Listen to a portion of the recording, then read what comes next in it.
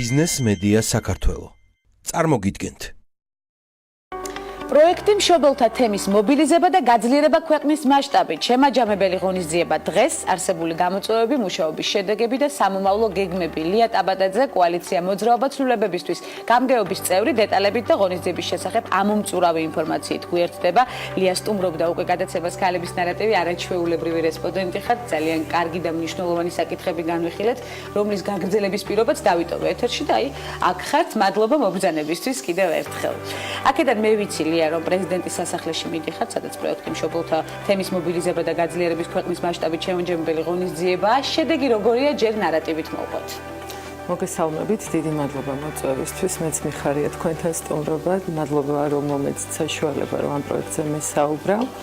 შედეგები ამ პროექტის, რომელიც განახორციელა კოალიცია მოძრაობა ცვლილებებისთვის, ეს კოალიცია არის მშობელთა ორგანიზაციების კოალიცია, რომლებიც მუშაობთ შეზღუდული შესაძლებლობის მქონე პირთა საკითხებზე. თავადაც მშობელი გახლავართ. ძირითადად ვაერთიანებთ მენტალური და ფსიქო-სოციალურ საჭიროების მქონე პირებს, სადაც უფრო მეტი აქტიურობა მშობლისაა საჭირო და მშობლის ხმა მეტად უფრო საჭირო. თვითონ კოალიცია არის 1 წლის 1 დეკემბერს შეუსრულდა 1 წელი, მაგრამ იქ შემავალ ორგანიზაციებს უკვე 10 წლები აქვთ მოტოვებული. ყველაზე დიდი ორგანიზაცია 20 წლის არის, 11 წლის და ასე შემდეგ. გამოცდილება უდიდესი. უდიდესი გამოცდილება და ამიტომ ერთობლივი ძალებით გაცილებით უფრო ეფექტურად შევძელით ჩვენი საქმიანობის დაგეგმა და შესრულება. და ჩვენი მთავარი მიზანი რა იყო? ის რომ საქართველოს მარტო თბილისი არ არის და ყველგან არის ის პრობლემები, რაც უდგათ შეზღუდული შესაძლებლობის მქონე პირებს და განსაკუთრებულად მწვავე მდგომარეობა რეგიონებში, იმიტომ რომ იქ გაცილებით სუსტია თვითონ მშობელთა თემი და თემის შეკვრასაც რეალურად ჩვენ დაუდეთ საფუძველი. ზოგ შემთხვევაში ჩვენ გავაცანით მშობლებს ერთმანეთი და შევქმნით ეს მშობელთა ჯგუფი და მთავარი ჩვენი ამოცანა ის იყო, რომ იმიტომ უნდა გაძლიერდეს მშობელი, რომ მოითხოვოს სწორად თავისი შვილის უფლებების დაცვა. მშობელი არის ერთ-ერთი ყველაზე კარგი ადვოკატი შვილის. ჩვენ შემთხვევაში ასეა, რა თქმა უნდა. და ის სერვისები, მხარდამჭერი მომსახურებები, რაც სჭირდებათ ჩვენ შვილებს ადრეული ასაკიდან ზრდასრულობამდე, რომ ამის წახალისება მოახდინონ, ინიცირება, რომ ეს ყველაფერი განვითარდეს მათ თემში, მათი შვილებისთვის. ამიტომ მშობლებთან ერთად პარალელურად მუშაობდით ადგილობრივ ხელისუფლებასთან, მოვიცავით 6 მუნიციპალიტეტი, შევეცადეთ, რომ გეოგრაფიულად მთელი საქართველო მოგვეცვა, ანუ კახეთშიც ვიყავით და აჭარის რეგიონშიც და გამოიკვეთა ის, რომ ჩვენ და გასაოცრად, ძალიან ბედნიერი ვარ, რომ მუნიციპალიტეტებთან პრობლემა არასდროს არ გვშევქმნია. კომუნიკაციის, თანამშრომლობის, თანამშრომლობს კი, უბრალოდ იქიდან გამომდინარე, რომ ყველამ ვიცით, ქვეყნის ბიუჯეტი რა არის და მწირია მათი რესურსი და სამწუხაროდ ცოდნაც მწირია ამ მიმართულებით და გამოცდილება. აქედან გამომდინარე, ძალიან ღია იყო და გახსნილი მათი ურთიერთობა ჩვენთან. თან ამასობაში ადგილობრივი არჩევნებიც ჩატარდა და ახალ შემადგენლობასაც შევხვდით და მათაც იგივე სურთ ჩვენგან, რომ ვითანამშრომლოთ. ჩვენ რეკომენდაციებს უწევთ მათ, ჩვენთან ერთად შეიკრიბა შეზღუდული შესაძლებლობის მქონე პირთა საკითხებზე მომუშავე საბჭო. ზოგიერთ მუნიციპალიტეტში არ არსებობდა და ჩვენ შეუწყეთ ხელი, რომ ეს საბჭო არსებობდეს და ამ საბჭოების შეხვედრას ვესწრებოდით და თემთან ერთად განვიხილავდით, რა პრობლემებია, რა გამოწვევების წინაშე დგანან და როგორ ხედავენ ამას, როგორ უნდა გადაიჭრას. ჩვენ ახლა ყველაფერს ვერ გადავჭრით, იმიტომ რომ თავად ჩვენ თვითონ ვართ ამ გამოწვევების წინაშე, ჩვენ მშობლები ვართ, ჩვენ შვილებსაც იგივე პრობლემები აქვთ, ხო უბრალოდ იქ გაცილებით მძიმე არის მდგომარეობა. ჩვენ უბრალოდ ვასწავლით იმ გზას, რაც ჩვენ გავიარეთ. გაცილებით უფრო მეტი გამოცდილება და ცოდნა გვაქვს, ხედავთ რაღაცებს უფრო სწორად. მათაც უზიარებთ ჩვენს გამოცდილებას და არათუ თავს ვახვევთ და სწორედ მათთან ერთად ჩვენზე კარგად მათ იციან მათ მუნიციპალიტეტს და კონკრეტულად რეგიონს რა სჭირდება და სწორედ ისინი გეგმავენ ჩვენი მხარდაჭერით რა უნდა მოხდეს შემდგომში. ერთ-ერთი საჭიროება ინფრასტრუქტურა იქნება. ალბათ ამ მიმართულებით რა ხდება? მუდმივი პრობლემა არა მხოლოდ რეგიონებში, არამედ დედაქალაქში ცხადია, რამდენად ექცევა ამას ყურადღებას. ინფრასტრუქტურის გამოწვევა არის ყველაზე დიდი გამოწვევა და ყველაზე ძვირადღირებული, რომელიც არ ვიცი რამდენი წელი დაჭირდება, რომ რაღაც დონეზე მაინც გამოსწორდეს მდგომარეობა იმისთვის, რომ ადამიანმა შეძლოს გადაადგილება. ეს მარტო ეტლს არ ეხება, ხო, იქ უსინათლო იქნება თუ ასე შემდეგ.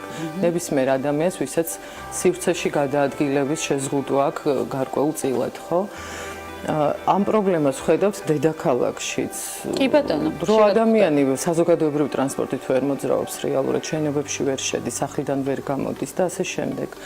და ეს მდგომარეობა, ეხლა წარმოიდგინეთ მაღალმთიან სოფლებში რა ხდება. ბავშვები ბაღში ვერ დადიან, სკოლაში ვერ დადიან.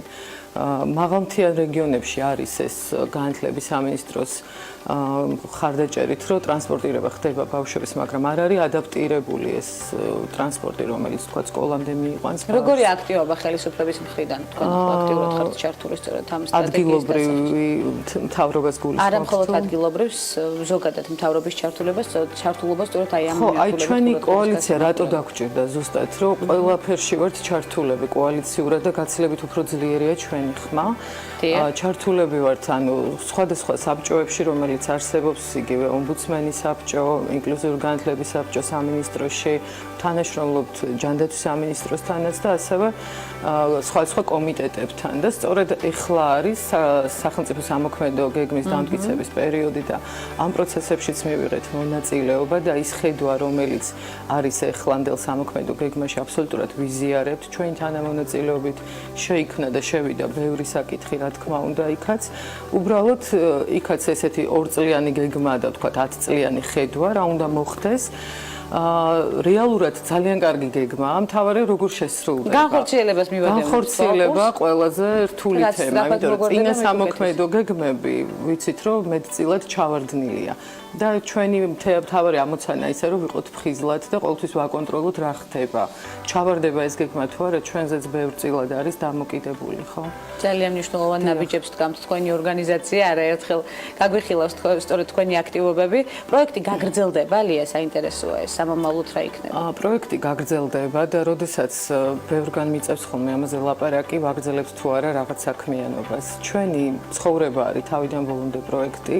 ჩვენ არ ვაკეთებთ რაღაცა პროექტებს, იმიტომ რომ გრანტი მოვიპოვოთ და რაღაცა კონკრეტული საქმიანობა მოდი მოვიგონოთ და გადავჭრათ ან არსებული სიტუაციიდან გამოვიდეთ, იმიტომ რომ რაღაცა საქმიანობა გავწიოთ.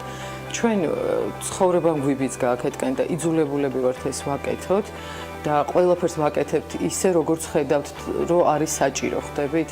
რა თქმა უნდა, ეს ყველაფერი გაგრძელდება, ეს გუშინ წინ არ დაწყებულა და წლების წინ დაიწყო და სწორედ წლების გამოცდილება მოიტანა დღევანდელი საქმიანობაც და კონკრეტულად რაც შეეხება მუნიციპალიტეტებს, აუცილებლად ვაგრძელებთ. ჩვენი გაგრძელება იქნება საჭიროებების კვლევა, ის კვლევა, რომელიც სახელმწიფოს არ ჩაუტარებია მასშტაბურად, ჩვენ გვინდა რომ ლოკალურად, ადგილობრივად ჩავატაროთ თემში, თუ რამდენი ადამიანი ცხოვრობს კონკრეტულ მუნიციპალიტეტში, რომელსაც შეზღუდული შესაძლებლობა აქვს, რა საჭიროებები აქვს, რამდენი ბავშვია, რამდენი ზრდასრულია, რას ხარდაჭერი მომსახურებები სჭირდებათ, სარეაბილიტაციო ცენტრი უფრო საჭიროა თუ ასე შემდეგ და ასე შემდეგ.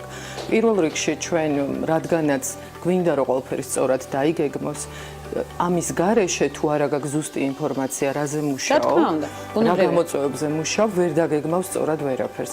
და ყველაზე კარგი ის არის, რომ ადგილობრივი მთავრობაც იაზრებს ამას და ეს იქნება მათი თანამონაწილეობით გაკეთებული და არა მხოლოდ ჩვენი სურვილით. ერთად ვაკეთებთ ამ ყველაფერს და ამიტომ მნიშვნელოვანი რომ მათ ექნებათ მერე პასუხისგებლობა, რომ ერთად გაკეთებული საქმე გააგრძელონ სათანადოდ. ვიცი რომ ახალი წლისთვის მზადება ასევე აქტიური, ლია, ასევე ჭრელი წინდების კამპანიისთვის 21 მარტისთვის არის აქტიური მზადება. კონკრეტულად რა შეგვიძლია ვთქვათ ჯერ, სანამ ამდენი თვე გავა, პრინციპში უკვე ვიცი რომ ძალიან აქტიურად მიდიხართ და მე ვფიქრობ ძალიან საინტერესო ღონისძიებები დახუნთული იქნება სწორედ არა მხოლოდ 21 მარტი, არამედ ნებისმიერი თვის აქტივობა არის უკვე განსაზღვრული, არასდროს არ ისვენებს ლია, ყოველთვის აქტიურ რეჟიმშია მომართული. რა არის უკვე გამოსაკვეთი და შეგვიძლია ვთქვათ ქალების ნარატივით მნიშვნელოვანი პროექტები? ახალ წელს რაც შეეხება ჩვენ მშობელთა თემს, ასევე სოციალური საწარმო გვაქვს ბაბალე, სადაც ხელს უწყობთ შეზღუდული შესაძლებლობის მქონე პირთა დასაქმებას. ანუ ჩვენ საკმაოდ ბევრი პრიორიტეტები გვაქვს და ბევრ რაღაცას თავად ვწყვიტავთ. და ზუსტად ახლა საახალწლო სამზადისი გვაქვს კორპორატიული შეკვეთები, გამოფენა, გაყიდვები, საკმაოდ საინტერესო ნივთები და თუ ვინმე დაინტერესდება, ყოველთვის შეგვიძლიათ რომ ადვილად გვიპოვონ.